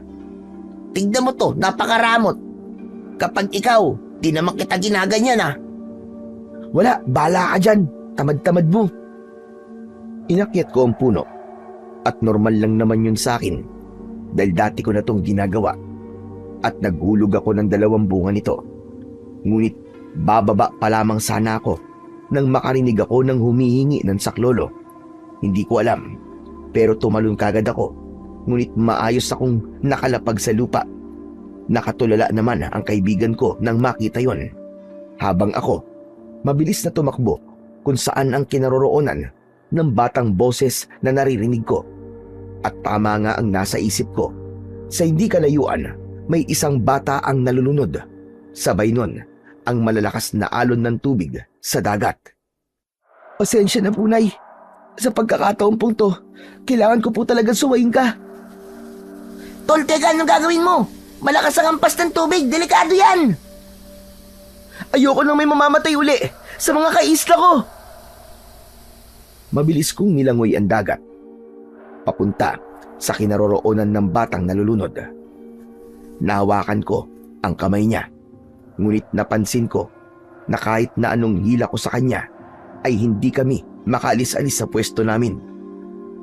Hanggang sa may mga kamay ang biglang humawak sa aking mga paa. Kumapit ka sa akin! Babalik tayo sa buhanginan! Magtiwala ka sa akin! Ipinadyak ko ang aking mga paa at paulit-ulit ko yung ginawa hanggang sa naramdaman ko na wala na ang magagaspang na mga kamay na humawak sa akin. Mabilis akong lumangoy pabalik at nang ligtas ko nang naibalik ang bata, napalingon pa ako sa aming pinagmulan. Nakita ko roon ang kalahating ulo na nakalitaw sa maalong tubig. Nanlilisik ang mga mata nito at nakatingin sa akin. Bata, ayos ka lang ba? Tumugon nito at nagpasalamat sa akin. Maya-maya pa ay siya namang dating ng nanay nito. Umiiyak ito at nagpasalamat sa akin. Walang anuman po. Masaya po akong makatulong. Alon! Aray! Tulong! Ang sakit ng tenga ko! Alisin mo nga, ayaw bumitaw na maliit na alimango eh. Oh, parang tatanggalin na yata ang balat sa tenga ko. Hala, ano ba nangyari sa'yo? Ba't basang-basa ka? Tsaka saan ba galing yung maliit na alimango na yan? Kasi gusto ko nga sana tumulong sa'yo kanina. Kaso nung paghabol ko sa'yo, bigla ako nadapa sa mababaw na bahagi ng dagat. Ayan, kinagat ng alimango yung tenga ko. Alisin mo na, dali. Yan kasi. Napakagasdaw mo kasi. Hindi maiwan saglit. Parang buntot. Sunod ng sunod. Tumigil ka na nakakayak. Ang pangit mo tignan. Wow! Nahiya naman ako sa itsura mo. Gwapo ka ba, ha? Ganon. Sige ka. Hindi ko aalisin tong nakakagat na alimango sa tenga mo. Hindi na. Sige na. Sorry na. Alisin mo na dali. Ang sakit na eh. Baka matanggal na yung tenga ko. Pagkaalis ng alimango, pinakawalan namin ito at kahit basang-basa kami, ay nagpatuloy pa rin kami sa paglalakad dahil nag-aalala ko na baka makita akong ganun ni nanay at magalit na naman siya dahil sa pagsuway ko. Hindi pa ba tayo uuwi, Alon? Halos lahat dito nakausap na natin. Kita mong basa pa ako, di ba? Gusto mo ba magalit si nanay sa akin? Maya-maya na lang, magpapatuyo muna ako. Gumawa na lang tayo ng dahilan. Ang apti na talaga ng sikmura ko eh. Gutom na ako eh. Akala mo ba? Ganun lang kadaling paniwalain si nanay. Nagkakamali ka. Matalino si nanay, no? Okay, sige. Basta pag natuyo ka ng konti, tara na ha. Oo nga, papatuyo lang ako ng konti. Ang kulit mo rin naman kasi. Eh kung sa bahay ka na lang kaya dumiretso. Nalaban ko na rin naman yung mga damit na pinahira mo sa akin noong nakaraan eh. Eh paano? Kung nandun sila nanay, sige nga. Gumawa na lang tayo ng dahilan. Ako nang bahala. Di na talaga kaya ng tiyan ko eh. Ang apdi na. Sige. Basta, ikaw ang bahala. Ikaw ang magdadahilan kay nanay. Alam mo naman na di ako magaling sa ganyan eh. Oo, basta akong bahala sa'yo. Naglakad na kami pauwi sa bahay nila Yugon. Wala kaming naabutang tao roon. Kaya agad kumilos ang kaibigan ko at ako naman ay mabilis na nagbihis. Hindi pa rin maalis sa aking isipan ang nilalang na nakita ko sa laot. Naguguluhan ako at natatakot dahil sa pamamaraan niya ng pagtingin sa akin. Hoy, Alon. Ba't para bang tulala ka dyan, ha? May iniisip lang ako, Yugon. Ano ba yan, tol? Tumatalsik yung kanin sa bibig mo. Ba't ganyan ka kumain? Ayusin mo naman. Ang baboy naman ito. Eh, pasensya ka na, tol. Tatanggal kasi kanina yung isa kong ngipin eh. Ngayon ko lang napansin. Eh, paano? Wala kasi akong naramdamang sakit sa bibig nung nadapa ako. Teka, ano nga pala yung iniisip mo? Hindi ko alam kung tama ba yung nakita ko kanina eh. Pero kasi, malinaw siya eh. At hindi ako sigurado kung babae ba o lalaki. Basta ang pangit. Kulay itim lahat ng mata. Malaberding may pagkasol yung kulay niya. Tapos nakatingin siya sa akin ng masama. Ganun din yung nilalang na nakita kong papalapit sa bangka nila Mang Hipto. Yun na kaya yung kataw? Kung sa palagay mo, oo. Eh di, baka yun na nga talaga. Ang kakaiba pa sa nakita ko, Chong, parang habang nasa tubig ako, ramdam ko yung galit at pagkamuhi niya sa tao. Pakiramdam ko eh, hindi lang ang paggamit ng dinamita ang dahilan ng mga aswang nakataw, kaya sila umaatake sa tao. Ano bang ibig mo't sabihin, tol? May mas malalim pa silang dahilan. At malalaman natin yan kung papayag ang mga kataw na makausap sila. Napaka-imposible naman yung sinasabi mo, Chong. Di ba nga, galit na galit sila sa mga tao? Eh paano, kung bigla ka na lang nilang atakihin, kahit ang hangad mo lang naman ay ang makausap sila? Hindi ko iniisip ang bagay na yan, Chong. Iniisip ko lang ang kapakanan ng mga tao. Kaya sana lang talaga ay makinig sa atin yung mga nakausap nating tao. Kahit yun lang, makakatulong na talaga ng malaki yun. Tama ka, Tol. Dahil kung hindi rin naman dahil sa kanila, hindi mag-uumpisang sumalakay ang mga kataw. Dahil tahimik lang silang namumuhay. Hindi sa kumakampi ako sa mga katawa, pero kasi, di ba nananahimik yung dagat tapos sisirain lang ng mga taong walang puso at walang magawa sa buhay? Kaya ganyan nagagalit ang ibang nilalang sa ating mga tao eh. Dahil nasa atin na ang lahat, huhuli na lang tayo at kakain, sinisira pa natin ang tirahan nila. At hindi pa tayo marunong magpahalaga sa mga likas na yaman. Wow, pre! Kailan mo pa natutunan ng mga yan, ha? Ikaw talaga kahit kailang kayo, no, para kasira ulo. Basta may maisingit ka lang eh. Seryosong usapan to, tapos nilalaro-laro mo lang. Bira, seryoso naman ito. Di lang kasi ako sanay na makitang ganyan kaseryoso. Nakakapanibago kasi. Mukhang tumatalab na yata yung pangalan sa idealin Dalisay ah. Ha, bumabait ka na, Chong. Ayos yan. Ewan ko sa'yo, Yugon. Bilisan mo na nga lang yung pagkain mo. Babalik na tayo dun sa amin. Baka kasi iniintay na ako nila nanay at Tio Jojo eh. Teka lang, patapos pa lang ako eh. Ikaw, ayaw bang kumain? Ano ba yung ulam mo? Daing, yung binilad ni Tio Jojo. Uy, mukhang masarap yan ah. Teka, kinain mo nang di niluluto? Oo, nabalid naman sa araw eh. Pwede na yon. Kadiri ka naman, Yugon. Doon na lang ako sa bahay kakain. Baka nagluto si nanay. Napaka-arte naman ito. Hindi ka naman mapera. Arte-arte. Ayos na maging maarte, no? Kesa naman kakain ako ng hilaw. Tignan mo mamaya lang o bukas, mananakit na talaga ang sikmura mo. Hayaan mo. Di mo naman sikmuran sasakit eh. Sa akin naman eh. Sandali. Itatabi ko lang tong pinagkainan ko. Tapos iinom lang ako ng tubig. Sige, bilisan mo. Masiba. Mabilis lang to. Iinom lang din ako. Nang lumabas muli ang kaibigan kong si Yugon, dumiretso na kami pauwi sa amin. Nadatnan namin doon si nanay na kanina pa pala kami hinihintay. Oh, Dalisay. Nandito na pala sila oh. Ba't ngayon lang kayo? Kanina pa namin kayo hinihintay. Paano? Si Yugon po kasi. Dumiretso pa po pauwi sa inyo, Tio Jojo. Kumain po muna siya. Kumain? Wala naman akong iniwang ulam dun ah. May inulam po siya, yung daing po na binilid nyo. Kinain niya po nang hindi pa luto.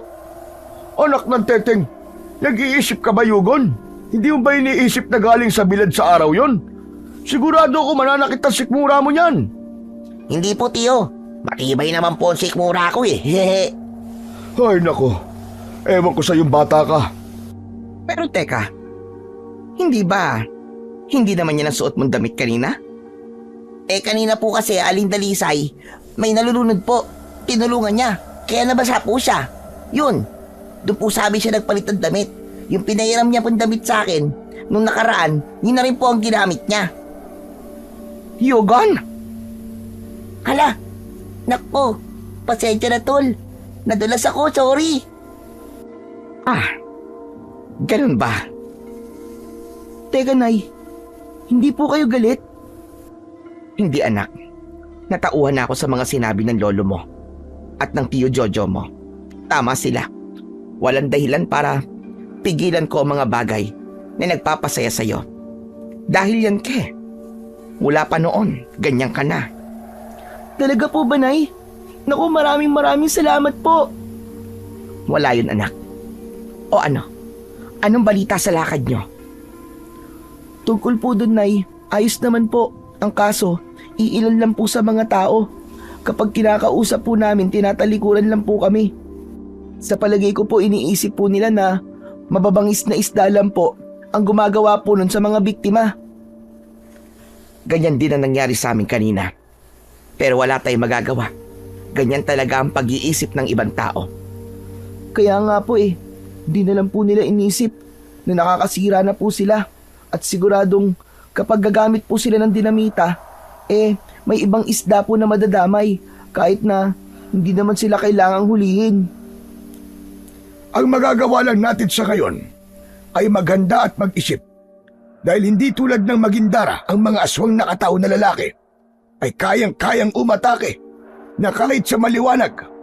Ang pinagkaiba lang ay mahina sila nun. Pero kahit mahina sila, kaya nilang pumatay ng 5 tao sa isang atake lang. Hala, mahina pa ba yun? Oo, Apo. Dahil kapag sa gabi, kahit 3 lang sa kanila ay kayang-kayang ubusin ang mga tao na nakatira dito sa ating isla. Natahimik ako sa sinabing yun ni Lolo.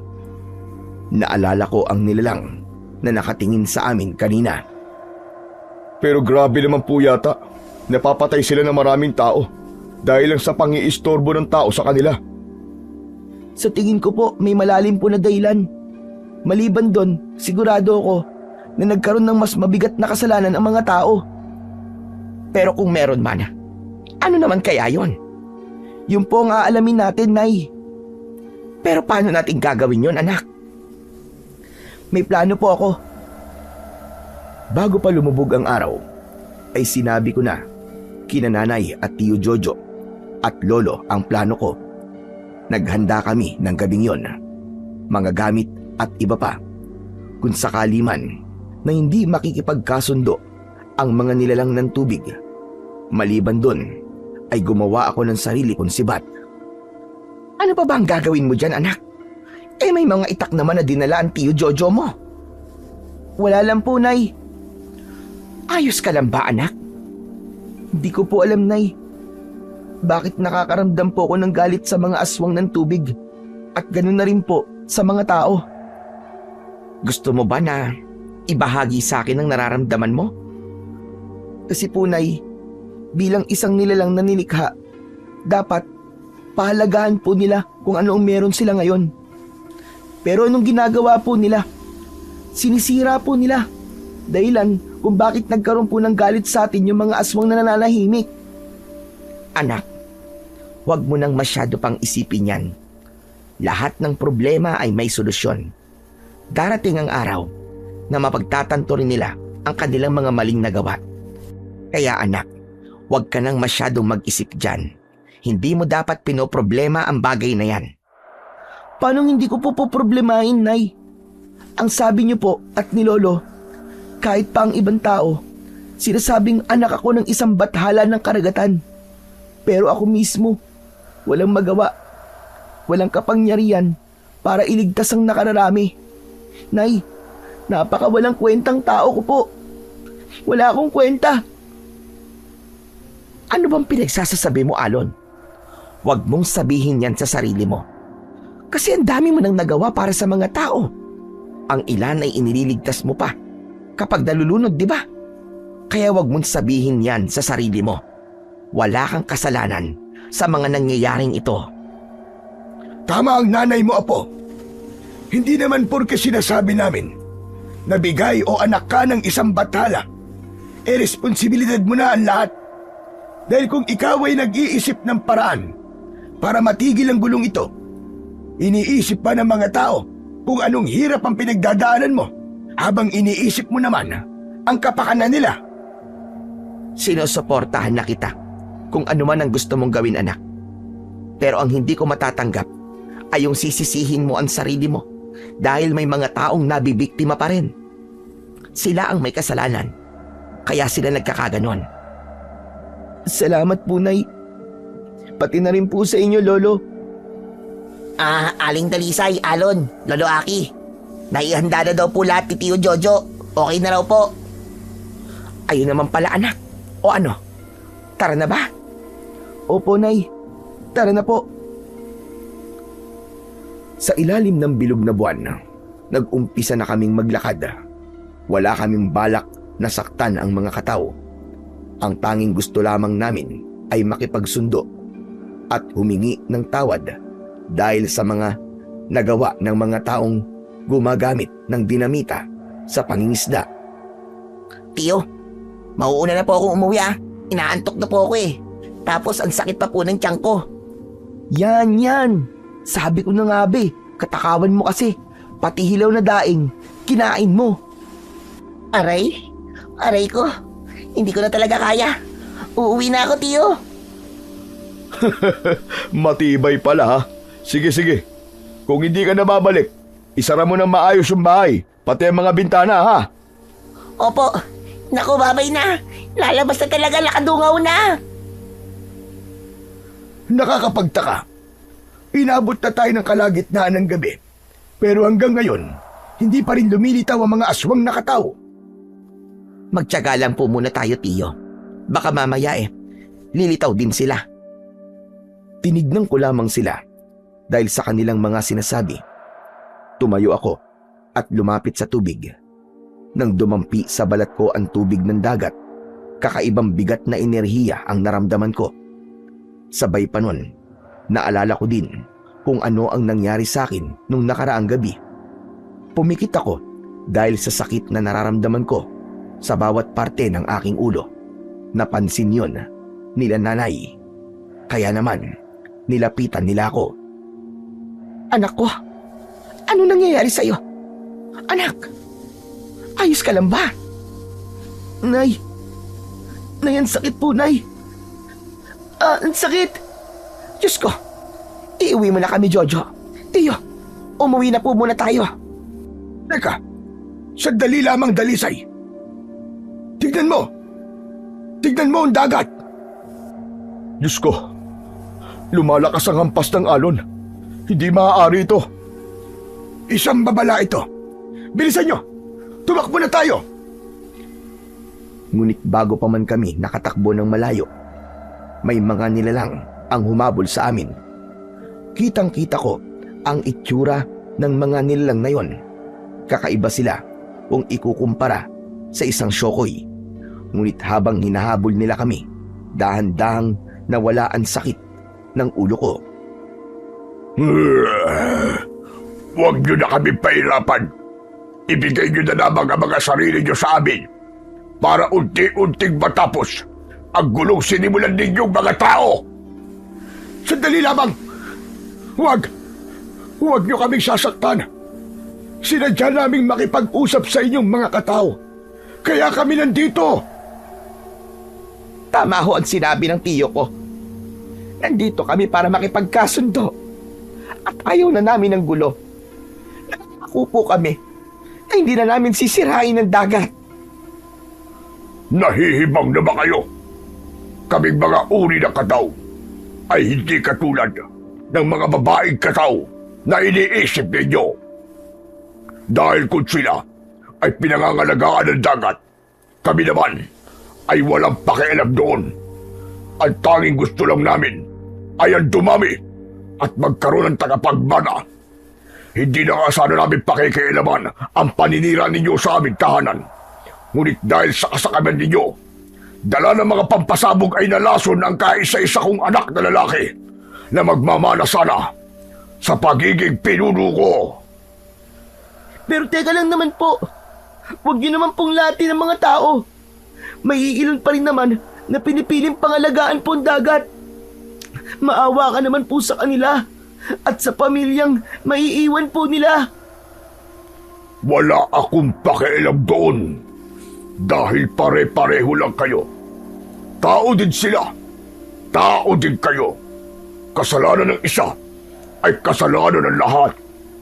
At kung akala mo ay makukuha mo ko sa pagpapaawa, ay nagkakamali kayo. Sandali lang naman. Baka pwede pa natin itong pag-usapan. Kahit na ano gagawin ko.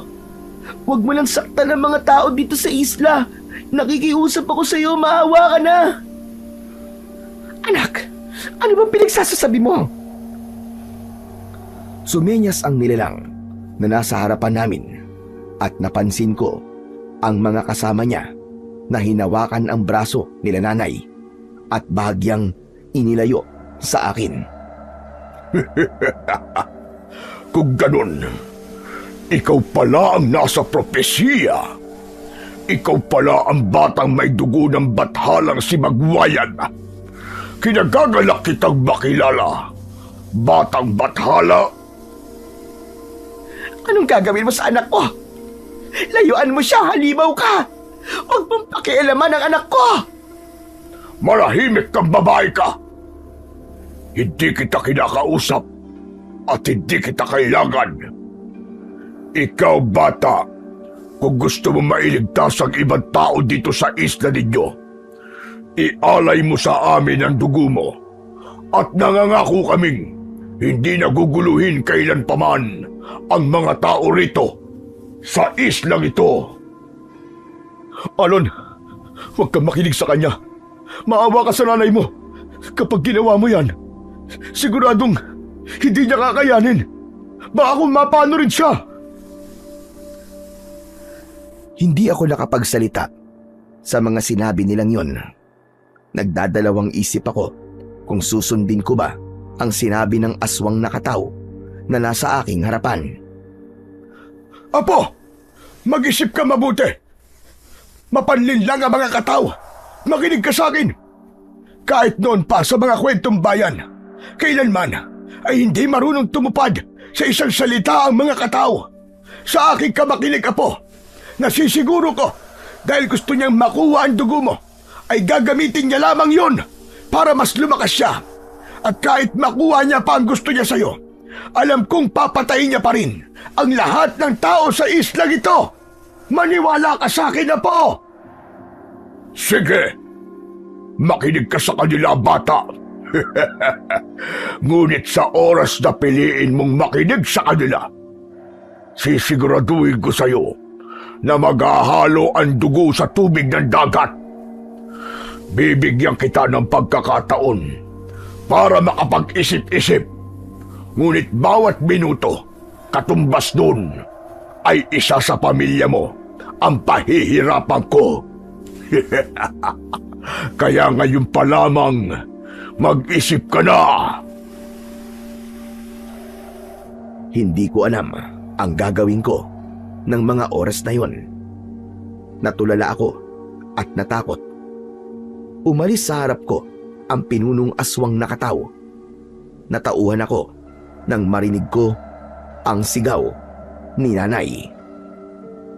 Sandali lang, anak. Pakiusap. Tigilan mo na yan. Huwag, anak ko. Naghihintay ako sa sagot mo, bata. Ano? Ang bagal mo naman mag-isip. Sige, sumagot ka na. Ngayon na! Ngunit dahil sa takot, hindi pa rin ako makapagsalita. Kaya naman, kinuha nila si Tio Jojo at binugbog ng gusto. Napuno ito ng galos at sugat sa katawan, habang ang pulang likido naman ay lumalabas galing sa kanyang bibig. Papatay ko ang lalaking ito, bata, kapag hindi ka pa rin nagdesisyon. Sige na! Ano ang desisyon mo? Alon, hayaan mo na lamang ako. Masaya ako na gagawin ito para sa inyo ng nanay mo. Huwag kang papayag sa gusto niyang mangyari. Labanan mo siya, Alon. Alam ko na kaya-kaya mo siyang talunin. Huwag mo sayangin ang buhay mo para lamang palakasin sila. Malaki ang tiwala ko sa'yo na magtatagumpay ka. Manahimik ka! Mababang nilalang! Kung ayaw mong mamatay kagad! Mas lalong bumalot ang kaba sa aking pagkatao nang makita kong sinipa ng aswang nakataw si Tio Jojo. Hindi ako makapag-isip kagad dahil sa kabog ng aking dibdib. Para bang may naghahabulang kabayo ang nararamdaman ko. Tutuluyan ko ito kapag hindi ka pa rin nagdesisyon, batang bathala. Sige! Oo na! Pumapayag na ako. Huwag mo naman silang sasaktan. Pumapayag na ako sa inihiling mo. Yan! Yan ang gusto ko, batang bathala. Mabilis at walang pag-aalinlangan. Bitiwan niyo na sila at dalhin ang batang ito. Magkukusa na sana ako na sumama at sa pag-aalay sa kanila ng aking dugo. Ngunit hinabol kami ni nanay. Hinawakan niya ako sa kamay habang siya ay walang tigil na umiiyak. Sandali lamang, anak. Huwag pakiusap. Maawa ka sa akin. Huwag mong gagawin yan. Nakikiusap ako sa iyo, Alon. Huwag mo akong iiwan. Umalis ka, babae. Huwag mong abalahin ang aming pag-alis. Kung susubukan mo pa kami guluhin, papatayin kita. Nagulat ako nang isang malakas na sipa ang pinakawalan ng aswang kay nanay. Hindi ko naman maintindihan ang sarili ko at bigla na lamang bumalot sa akin ang labis na puot at galit. Kasabay nun, nararamdaman ko ang paglakas palalo ng hampas ng alon sa dagat at malalakas na hangin. Ibibigay ko na mga kagustuhan nyo. Pero nagawa nyo pa rin saktan ng nanay ko. Sino nagbigay sa'yo ng pahintulot? Nasaktan siya! Hindi ko alam kung saan nanggagaling ang lakas ko ng mga panahong yon. Ngunit walang pag-aalintana kung hinawakan ang leeg ng aswang na nasa harapan ko. Pagdating sa mga demonyong katulad nyo na nananakit sa nanay ko, ay wala din akong pinipiling kalabanin. Ito ang nararapat sa'yo! Mabilis at walang kahirap-hirap kong inihagis ang pinuno ng mga aswang nakatao. Ngunit madami ang umatake sa akin na kanyang mga kasama. Hindi ako nahirapang patumbayin silang lahat. Lahat sila ay naiiwang nakahandusay sa lupa at wala ng buhay habang bumubula pa ang mga bibig. Hindi ko na makontrol ang sarili ko ng mga oras na yon. Para akong wala na sa aking sarili at may iba na akong pagkatao. Wala sa plano namin ang saktang kayo mga kataw. Dahil ang tanging gusto lang namin ay maging payapa ang isla. Ngunit hindi ka pala nakukuha sa pakikipag-usap. Sinaktan mo si Tio Jojo at hindi ka pa natuwa. Pati si nanay na walang kinalaman sa mga kahayupan nyo. Sinaktan mo rin! Hindi ako natatakot sa'yo, batang bathala. Dahil para alam mo, hindi ako magiging pinuno ng mga katao kung magpapatalo lang ako sa isang batang katulad mo! Kung ganun tumayo ka riyan at labanan mo ako. Tulad ng aking sinabi, tumayo ang aswang. At akala ko ng mga panahon na yon ay yun na ang kanyang tunay na anyo. Ngunit nagbago ito. Lumaki pa siya ng gusto. Nawala ang mahahaba niyang puting buhok. Ang mukha niya ay nagkaroon ng mga biyak na maliliit. Habang ang mga mata naman ito, na dati ay kulay itim, ay naging kulay pula. Humaba ang kanyang mga kuko at naging singtulis ng patalim. Habang ang mga ngipin niya ay nagmistulang matatalim na lagari. Matakot ka na bata. Dahil sa oras na ito, sisiguraduhin kong uubusin ko ang mga tao sa islang ito. Mabilis na umatake ang aswang at nagpakawala kagad ito ng malakas na suntok at kalmot. Ngunit kahit na anong depensa ang gawin ko, ay natatamaan pa rin ako nito hanggang sa nasira na niya ang suot kong damit. Lumaban ka batang bathala. Ilabas mo ang tapag mo. Hindi ba't nagmamalaki ka pa kanina? Ngunit parang wala ka naman palang binatbat sa akin. Isang mahinang nilalang.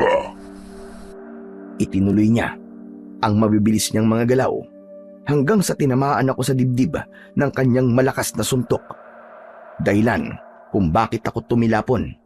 Ngunit yun ng bagay na pagkakamali niya dahil napalapit ako sa maliit na sibat na aking ginawa. Ano na, batang bathala? Hindi mo na ba kaya tumayo? Ngayon kung hindi na, malaya ko ng malalapa ang mga taong malalapit sa'yo. Nang makita kong hinawakan niya sa leeg si Lolo Aki, mabilis akong gumalaw. Hinawakan ko ng mabuti ang sibat at mataas na tumalon. Isinaksak ko ang talim ng aking sibat sa gitna ng kanyang ulo at bumaon yun at lumabas sa kanyang baba. Kung akala mo, hahayaan kong saktan mo ang pamilya ko, nagkakamali ka! Bumalik ka na sa lugar kung saan ka nararapat! Tumalon akong muli at hinugot ang aking sibat at itinusok yon direkta sa kanyang dibdib at pinagdiinan ko pa para mas lalo yung bumaon sa kanyang puso. Maya-maya lang ay tuluyan ng namatay ang pinuno ng mga aswang nakataw. Nang matapos ang gabing yon at nagdaan pa ang ilang gabi, nanahimik na ang isla. Pinatupad na rin ni Kapitan na kung sino man ang mahuling gumagamit ng dinamita ay ipakukulong niya o di kaya naman ay papaalisin na ng tuluyan sa islang yon. Ano ba yun? Ang baho ah! Kumakain eh! Sino bang umutot sa inyo? Aba, hindi ako ah. Malayo ako sa inyo. Kita nyo? Nakahiga pa rin ako dito. Malabo namang ako ang umutot. Hindi ganyan ang amoy ng utot ko. Teka. Mukhang alam ko na kung sino. Hoy anak, wag mo akong sisisihin ha. Sinusubuan ko ang tiyo Jojo mo dahil hindi pa niya kayang kumilos. Nay, wala naman po akong binabanggit eh. Ayun po, Nay, oh. Yung mataba doon, oh, na nananahimik. Sensya na po ah. Hindi pa rin kasi gumagaling ang sikmura ko mula nung kumain ako ng hilaw na daing eh. Sandali lang ah. Pupunta lang muna ako ng banyo. May sumama yata sa utot ko. Aray ko po ah. Yak, kadiri ka naman, Yugon.